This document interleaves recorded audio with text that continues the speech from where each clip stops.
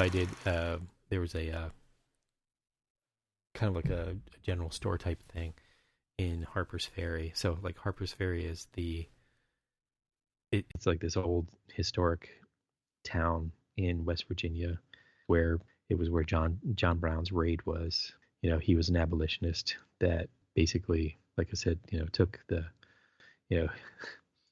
took the words from the Bible and decided that he was going to use them violently.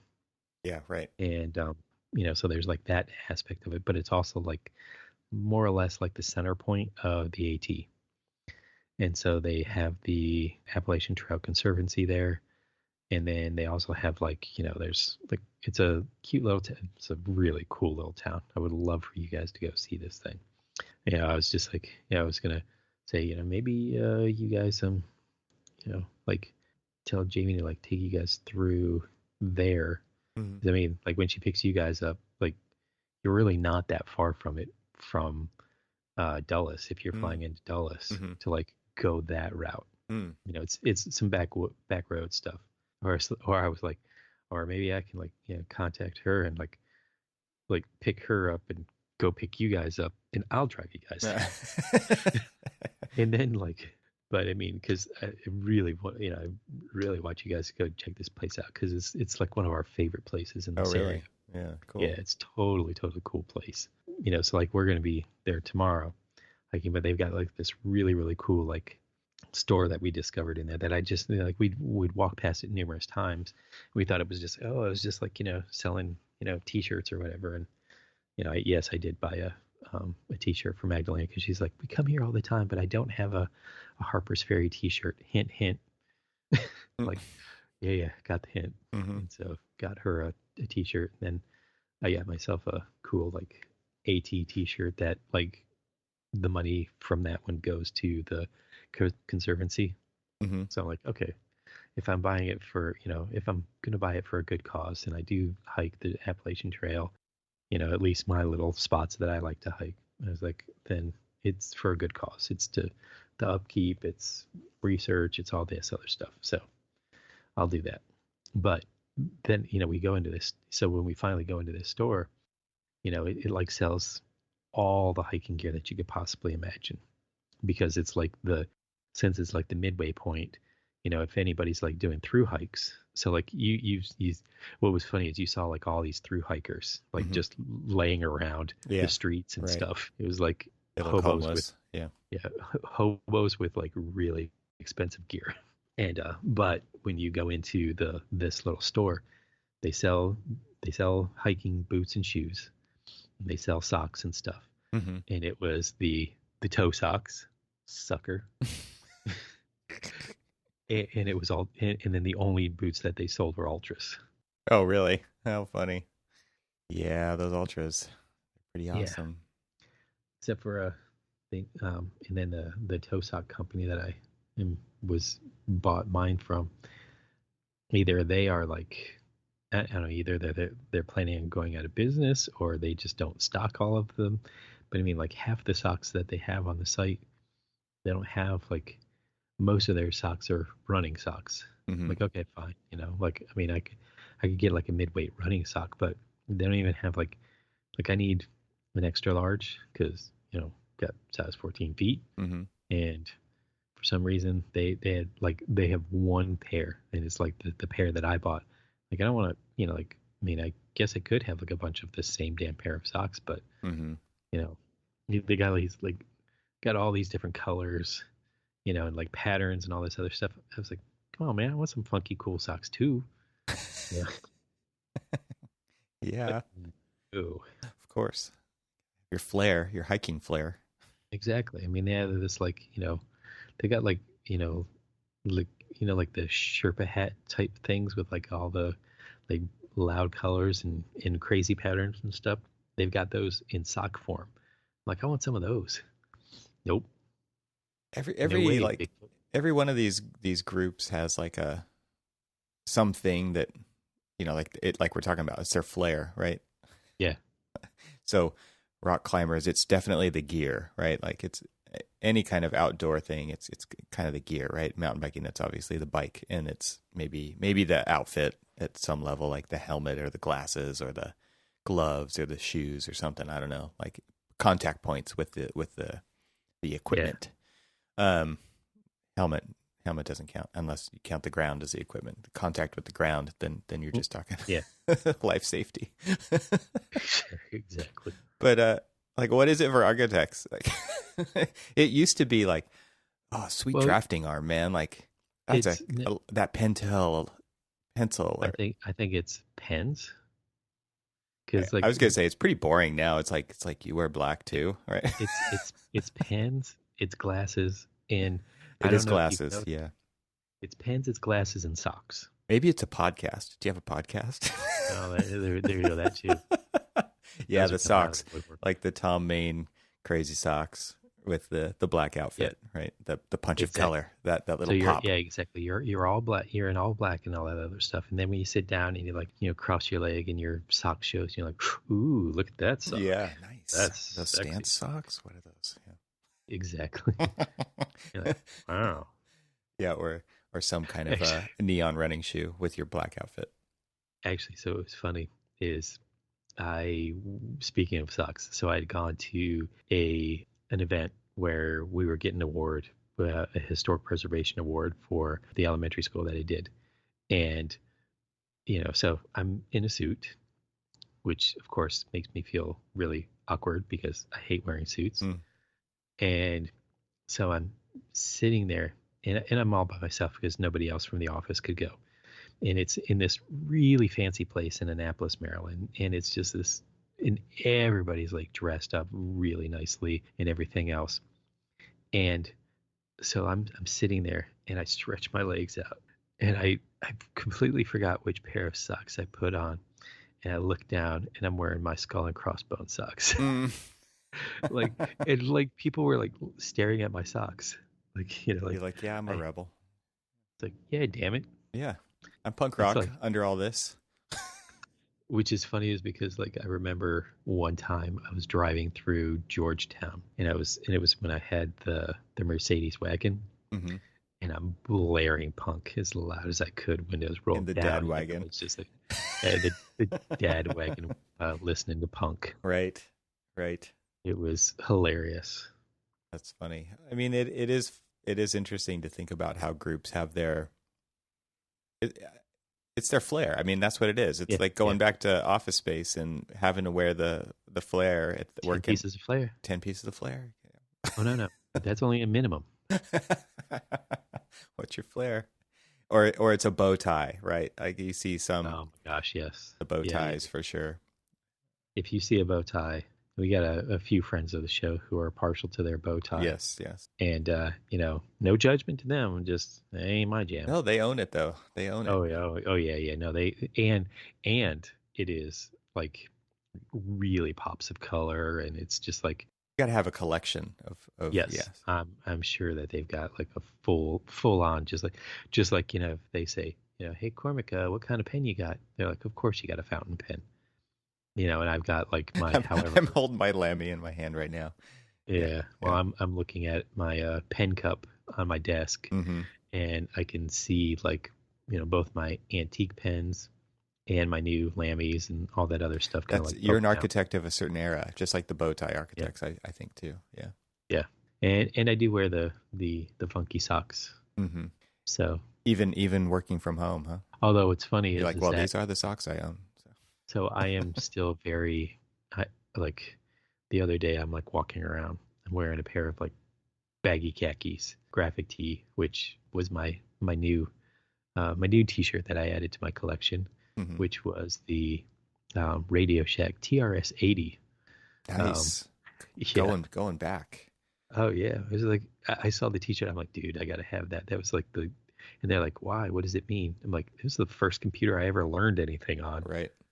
It was like this was the jam. This was computing. It was for the mass population. That was computing. And so I trash 80. It's like, yeah, so cool.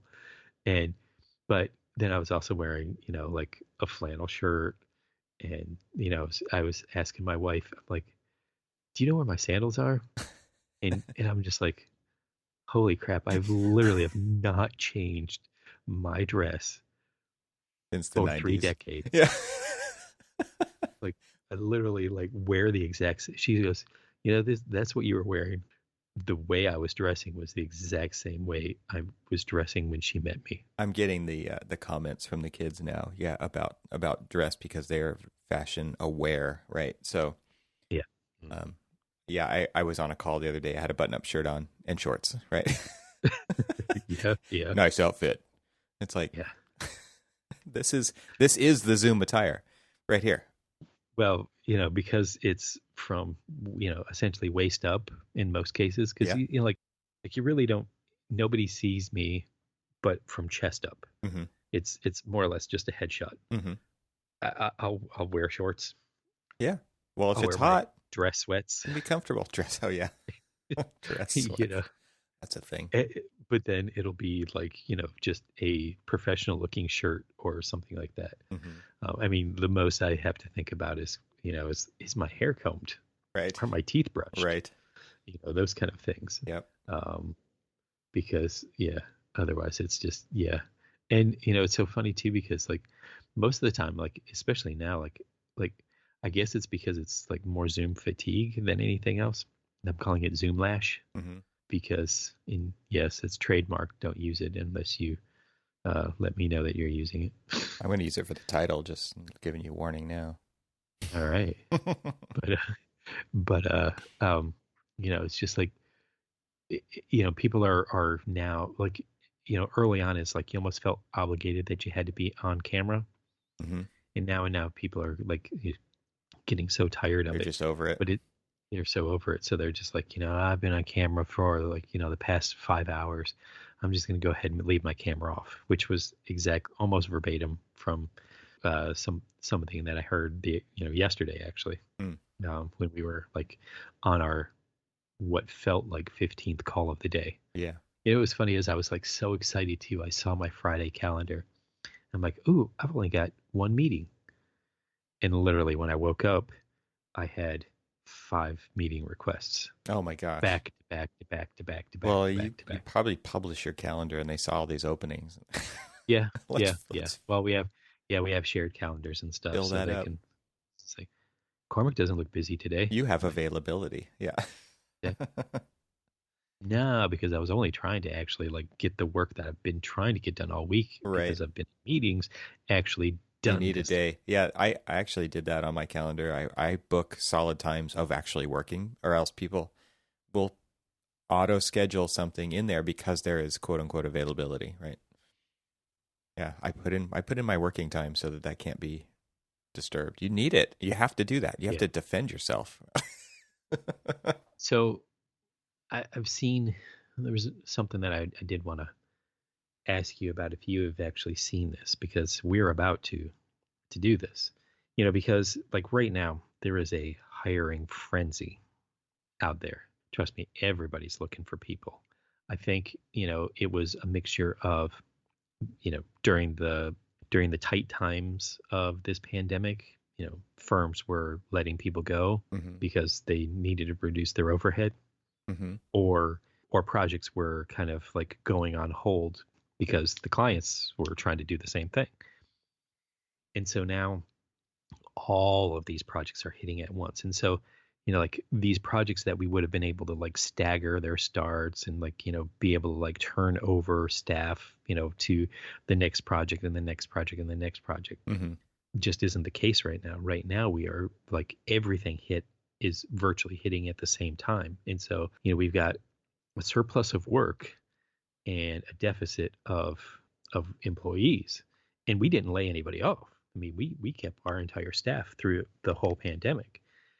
And so now we're like, oh my gosh, I mean, like everybody's, you sit through these staffing meetings, it's like, well, I need 4 senior PAs, I need 3 to 4 regular PAs, and then I need, a bunch of like junior staff and all this other stuff. And they're like, well, I hear that you want them.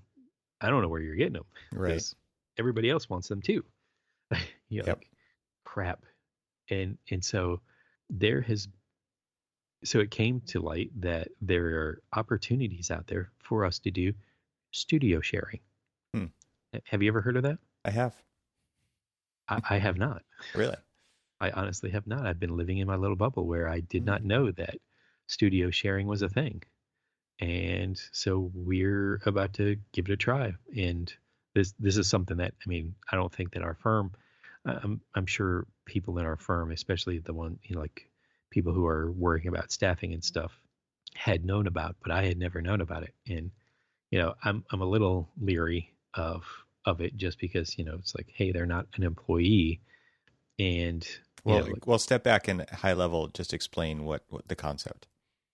okay, so studio sharing, as I understand it, is basically if another firm has staff on hand that is undertasked, I guess, Hmm. they can basically, other firms can like reach out and basically borrow that staff for a contractual period of time. It's just like, okay, say Evan has got 32 hours of free time per week, and right now that particular firm doesn't really want to lose Evan, Right. but they want to, keep him employed.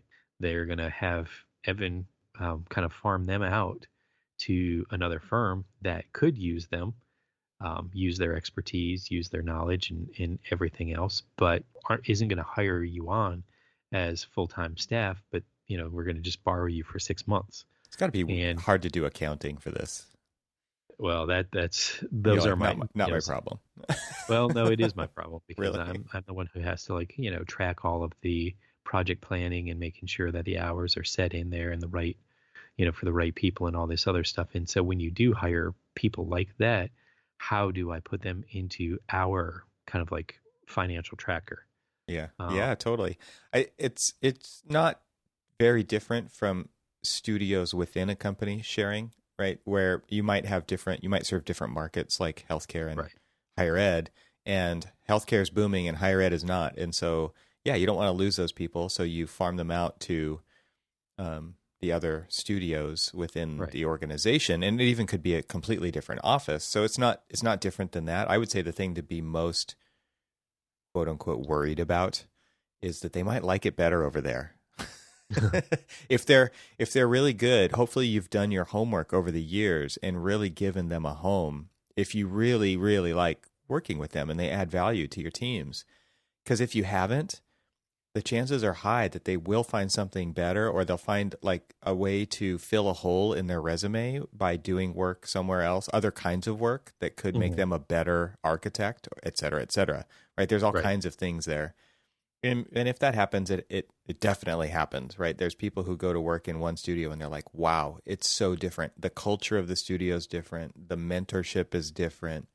And I'm not saying better. I'm just saying maybe it's what they Different. need. Maybe it's fulfilling Yeah. something that they've never gotten somewhere else. And I could definitely see that happening between actual firms too, right? It's a great way to kind of try somebody out and see if they'd be a great fit for you. And then if they are, man, they're going to do everything they can to keep them there. Yeah, exactly. And it's interesting is because, like, we've got so we have a Baltimore office and we have a DC office. And we also have, some satellite people who work throughout. And then we also have, another Phoenix, Arizona office. And all three of them are completely different in the way that they feel, the way that they operate, in a way, exactly what you said. The atmosphere is completely different. I mean, I had, because I had experience with K through 12, and we had a K through 12 project in our DC office.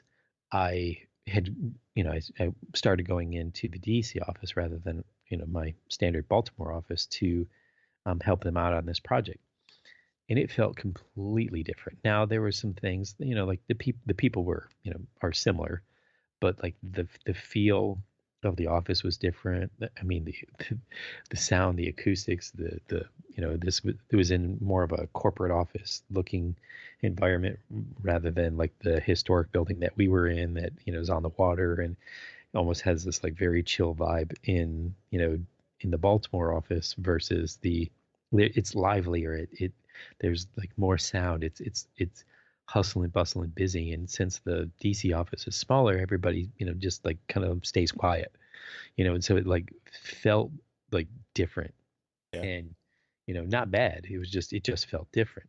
but then, there's the perks of like, you're in DC, and there's a lot of like, like where we're at in Baltimore, there's not a lot of like food choices, but in DC, there's food trucks to like all sorts of different It's just very restaurants and everything different. else. They're not even Com- yeah, yeah, completely different. yeah, You guys are looking completely out on different. the water.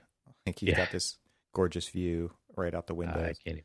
Yeah, I can't complain one bit But about that. I think people underestimate how different offices can be: culture, leadership, Yeah, yeah, atmosphere, just even the environment. There's so many things that I think.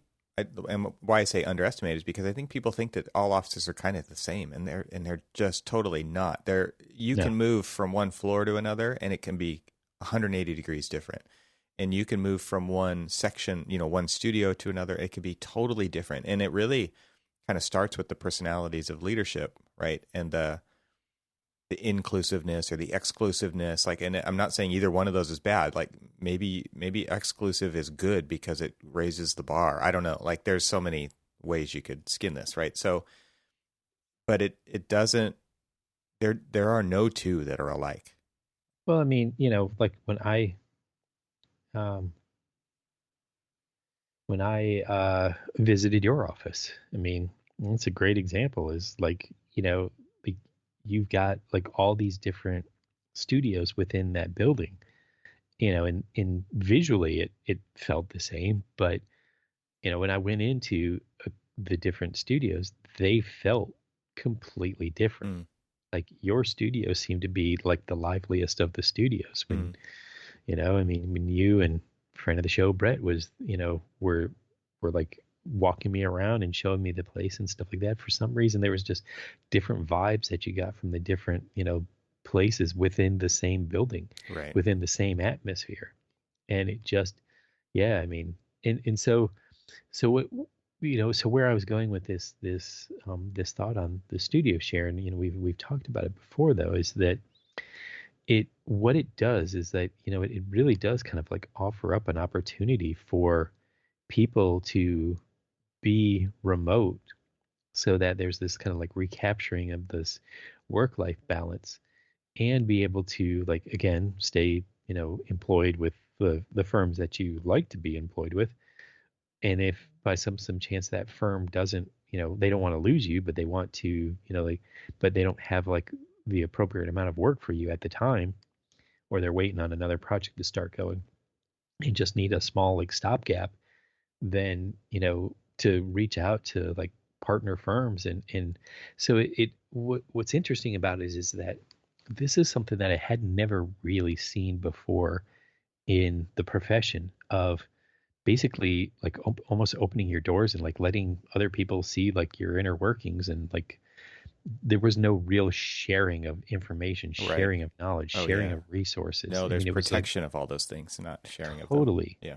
And I kind of hope that, again, as much as I harp on this, I hope that this pandemic is teaching us something about how we're able to kind of like open up and share and become a little bit more like fluid with the way that we operate our business. So it isn't, as you always say, butts in your seat. If your butt isn't in the seat, you're not working kind of mentality.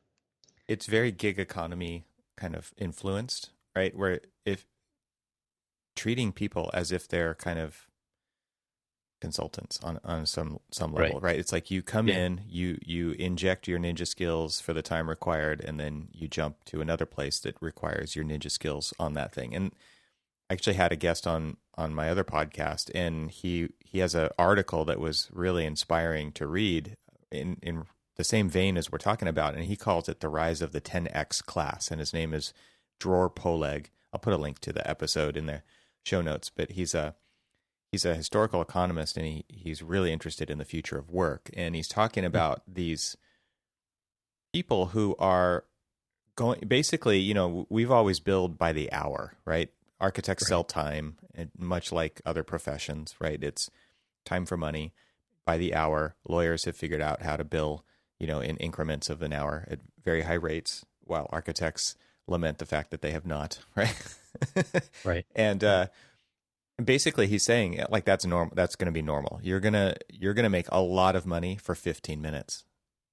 here and there, right? As a Yeah. 10x class worker, which is like you've got this super specific expertise and you will be sought out for it and you will apply it when and where necessary. And then you'll fill your other time with other things, with different types of work. But there's going to be certain things that you do that you can do anywhere because geography and time or work have been decoupled, right? So you don't have to be there to do it. And you're going to be able to, if you can kind of successfully market yourself and build a network around this thing that you do better than anybody else, you're going to be the go-to person. And I don't think that we really think about it that way yet. By we, I mean the profession of architecture. I don't think that architecture is open to that kind of thinking yet. And I think it's because we've always kind of had this 3-track mentality. You're a designer, you're a project manager, you're a technical architect, period. Right. That's it. That's all there is. And it's not true anymore, right? Architecture firms are hiring researchers and data scientists and sustainability experts and psychologists and behavioral psychologists and all kinds of different things to influence their work and make it more valuable for their clients. And so we're seeing that happen, but at the same time, it's still hard to get out of the lanes of these 3 tracks. And so, yeah, if you're going to be somebody who knows how to do something extremely well, better than most people, like you could actually work 10% of the time that you work now and make just as much money. And that's going to that gap is going to get bigger and bigger, is what I'm trying to say. Yeah. Yeah. And it offers up such a interesting opportunity for people. I mean, you were talking about when you started talking about the studio share and how we even just share within our own offices. And a lot of times the reason why we do that is because we want, different experiences, different project types to work on and things like that, and it like offers up like freedoms that we just don't normally, that the 9 to 5 office, time in, time out kind of person doesn't really feel that. Well, would you rather send that somebody to another firm to get that experience, or would you rather keep them in your firm and get it there by sharing into another studio? I mean, obviously, it's to keep that person there. I mean, you want to keep those resources, but you also want to develop them and grow them. Mm-hmm. Because then they become that valuable resource that, can move, be that ninja that moves from, project to project. Mm-hmm. I never really thought of myself as a ninja, but I think in a way that sort of is my role. Mm-hmm. Yeah, I think that's the role of a lot of leadership is to apply the right amount of pressure and skill and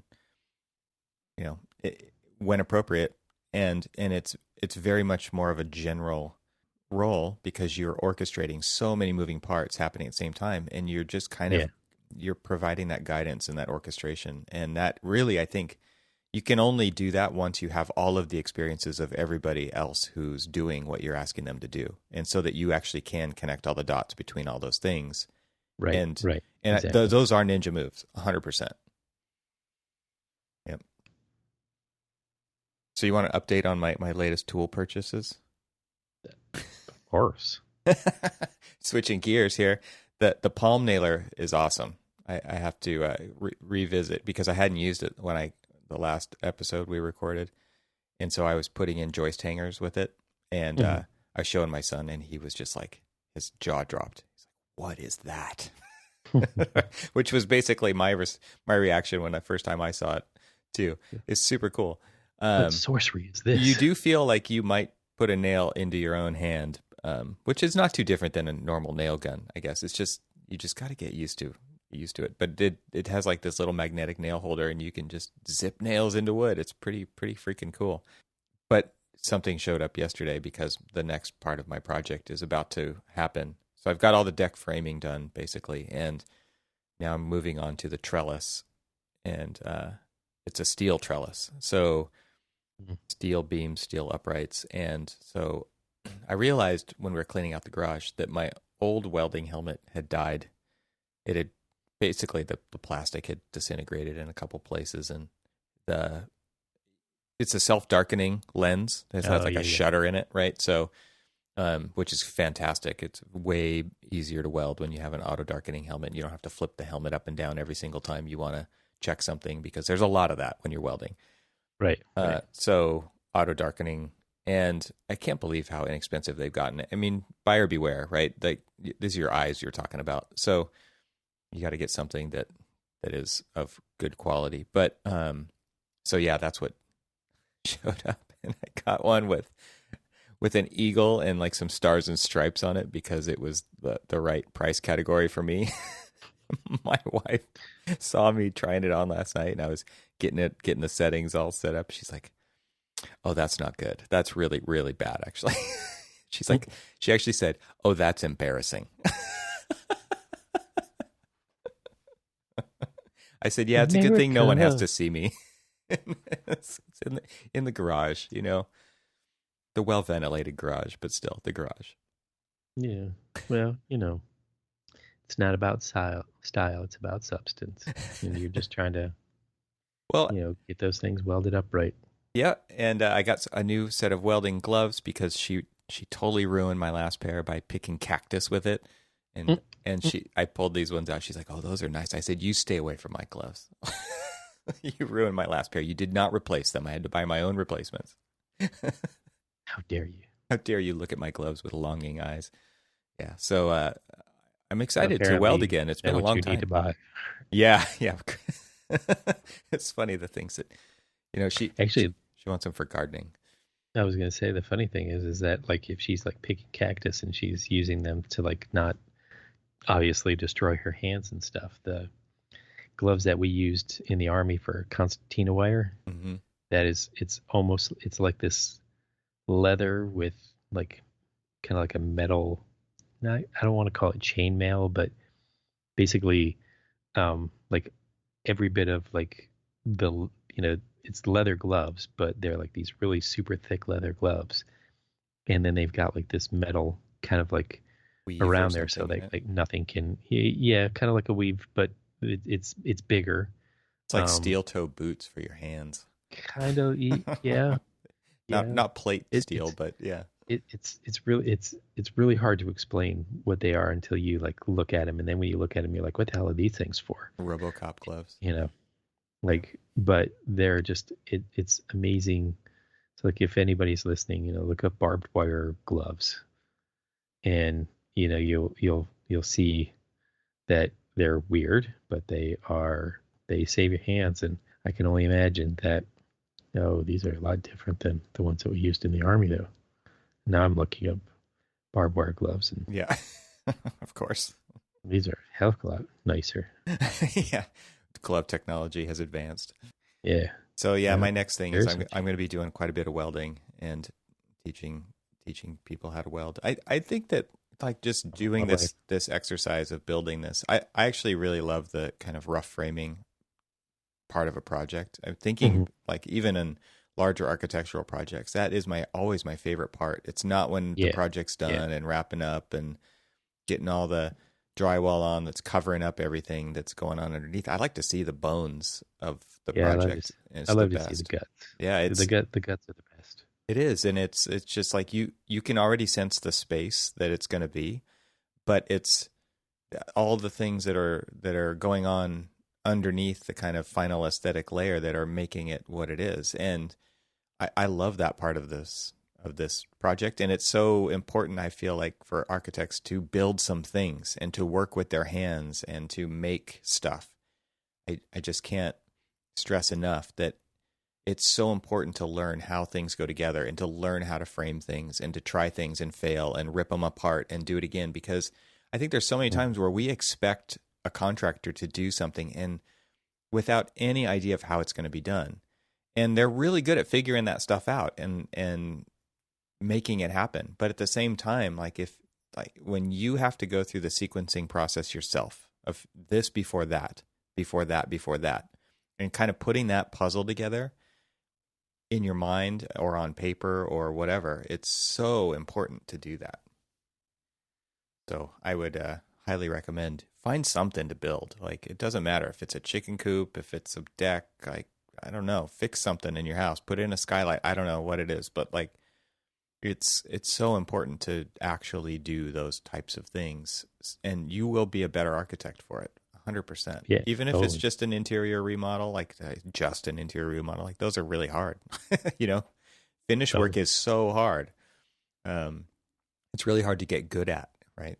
So those are the things that I'm excited to do it again because, I did this interior remodel of the space that I'm sitting in right now, but to work outside and to be in the sun and putting, screwing lumber together and digging trenches for footings and placing them and all that stuff is just kind of shows you the value of what the physical labor brings to a project. I mean, it's interesting to think about. Architecture is still largely like 99% built by hand, right? Mm-hmm. Right. And placed in pieces one at a time. And like things are getting fast. But when you do it yourself, it kind of really reinforces the value of, okay, I've got to move 39 deck piers from the front yard to the backyard, right? Those things are like 50 pounds a piece, 40 pounds a piece. Like you're going to be more sore than you've been in a very long time just by building something. And I think that's really good for you, right? Like that's really good for your body. It's good for your brain. It's good for your psyche. It's all that stuff. And yeah. But anyway, that's my advice is go build something. And maybe your next new tool purchase would be a, hand truck or a dolly to bring those. I thought you were going to say like a massage chair. Hot well, tub. It sounds like you need one of them too. See, that's what you need on your deck. I hope you've planned for that. Yeah. A hot tub. I think that like you sleep better than you probably sleep when you're sitting at a desk all day once you've done all this stuff. And it is a pretty well balanced life, I think, to be a maker of physical things and be out doing that in the outdoor air. And it definitely brings a level of experience that a lot of people just don't have. It gives you kind of some additional ninja skills that a lot of people aren't willing to do themselves. And I mean, I know there's a lot of people who want to just work on the best projects, but like seriously, these small projects have a lot of value too. But then you've got all these tools and you got to do something with them after the fact. Exactly. When am I going to use that palm nailer again? I don't know. You'll find something. Yeah. Just because. Yep. You'll say, "Oh, you want some raised planters?" Okay. Yep. I mean, don't you have raised planters already? We do. Yep. Would it have been better with that palm nailer? I use screws most of the time. Okay. So, well, yeah. Then you'll find something. I will.